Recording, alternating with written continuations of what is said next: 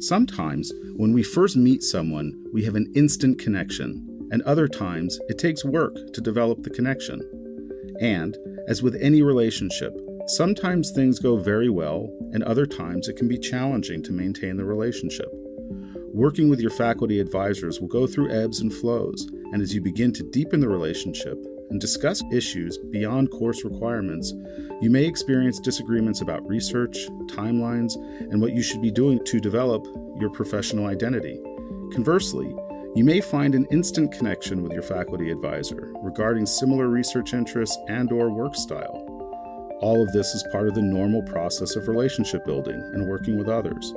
And as you gain more clarity about your advising needs and your research focus, you might find that another advisor is a better match for you. The main takeaway is that it's important to keep the lines of communication open.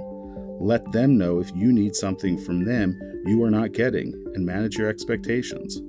There are other videos in the series that address appropriately handling conflict with your advisors and advice on how to change advisors if that's what you need.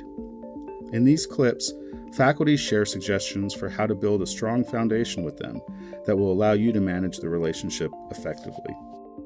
I just think CGU is small, and one of the things we pride ourselves is that we are a small, intimate type of institution where you can get hands-on and your advisor is and should be accessible to help you, and I really like doing that for students because I know it makes a big difference. If I can refer students to different events, different funding opportunities that may exist outside of here, or conferences, and that's really important, and I think your advisor is the first person to be able to do that for you.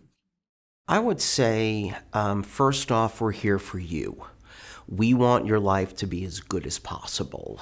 You are not a bother to us. You are not a distraction from our day. Often you're the highlight of the day. If you're spending the day with your head in books and reading, you're often like, okay, good, at 2 o'clock, I get to talk to a human being. So you're often looking forward to it. It's kind of teaching by example, and just like the faculty are almost exclusively artists. I'm the only one who isn't an artist. I'm a critic, but we treat everyone as peers. It's not an undergraduate school. It's not starting with people like, oh, I've never tried this, I want to try something out. It's people with degrees. They're artists. We don't treat them like students. We treat them like artists, like professionals. And just that instant respect establishes a rapport, an exchange. I mean, it's not equal.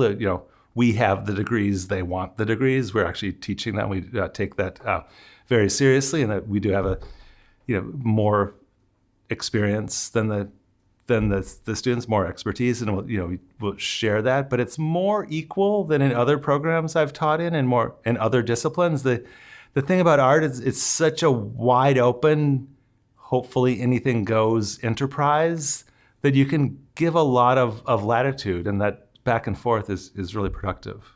I think that great advising relationships are all about finding overlapping passions. And so if you can find an area of your interests or your work that you can share with a faculty member or tap into their passion about those same ideas, that the advisor-advisee relationship becomes very natural from that point. So it's really about finding those areas of overlap. Sometimes they're not incredibly obvious, but finding those areas where your work or your passion about how you want to change the world intersects with something that faculty member has done, has expertise in, or cares about as well.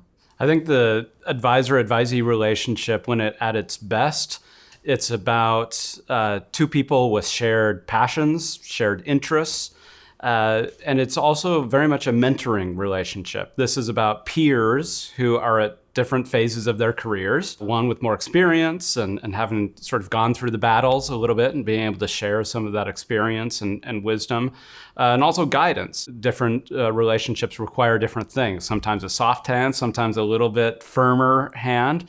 But ultimately, it should be a very individualized and customized experience based on what the student wants and what the student needs and what the faculty member is in a position to provide them. I think sometimes when people start in graduate school, they feel that the faculty are I don't know, imposing or something like that. And that you shouldn't bother the faculty. The faculty, especially at a place like Claremont Graduate University, we're at a place like this because we want to interact with the students. If we didn't want to interact with the students, we wouldn't come to a really small school where there's only graduate students who we interact with a lot. We would go somewhere really big where we could close our doors and be anonymous.